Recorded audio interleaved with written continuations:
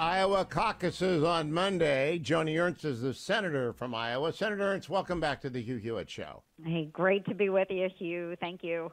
It's going to be 3 degrees below zero. I don't know what the wind chill is going to be like across Iowa. How do you expect turnout to be next week?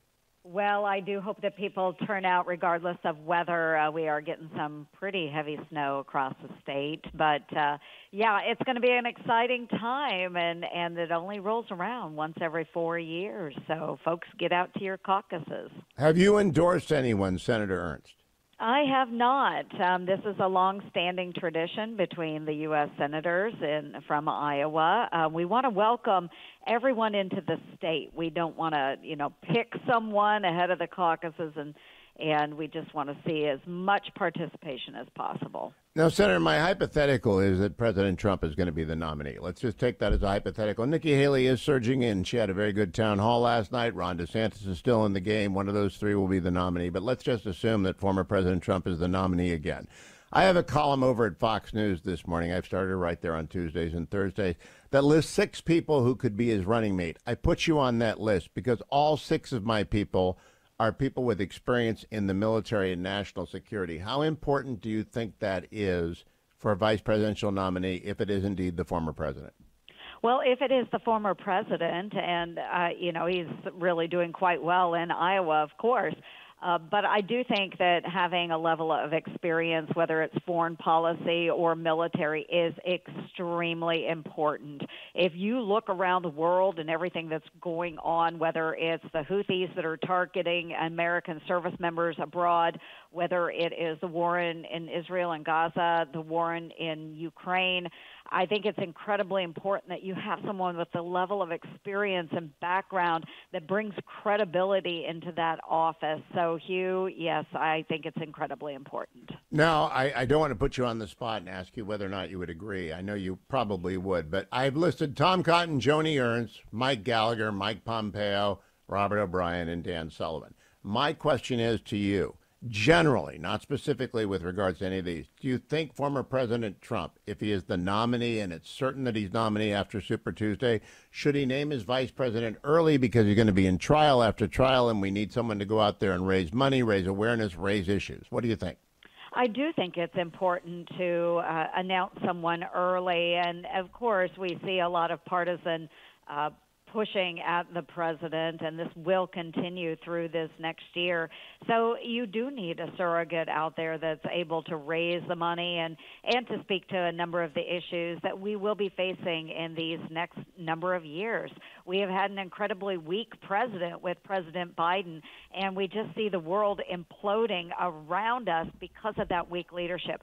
So you do need someone that's out there, that will be out there early and often and communicating with the voters.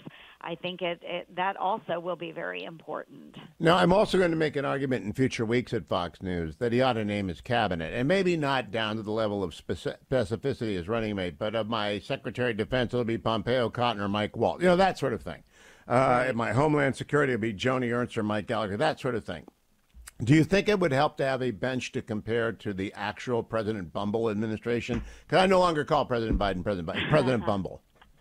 Yes, and, to have a selection available out there is great to do, and it just demonstrates to those that may be undecided that this will be a very thoughtful president, someone who has taken great consideration of those that might be assuming these positions. With the Biden administration, we see all of these people, they're political hacks basically moving into very important positions. And I just look at like the number 3 out at Derek Chollet, the nominee for the policy position. And I don't know that he'll even get through the Senate, but the guy has been so Iranian friendly. I know, it's astonishing. It's crazy. So I think to have someone who is a nominee for president that has put thoughtful consideration into who will serve on the cabinet will be very important and demonstrate to American voters, especially those that are undecided or maybe a little soft in the middle, it will help them understand that this is going to be a solid administration that works for the American people, not for special interests like the Iranians. Senator Ernst, you've been in uniform for a long time, so I want to ask you about Secretary Austin. It's my belief that any commander or captain or admiral or general would have been relieved of duty if they went missing in action and didn't tell anyone for 5 days. Should Secretary Austin be fired or resign? Well, I have very strong personal feelings about this. It's absolutely inexcusable what happened.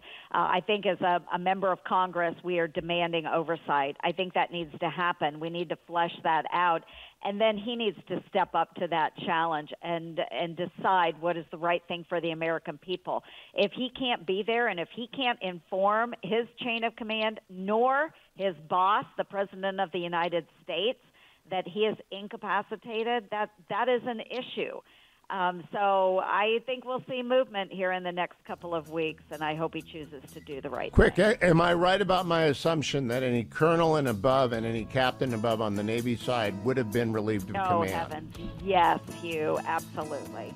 Senator Joni Ernst, it's always good to talk to you. Enjoy the caucus on Monday night, and keep coming back.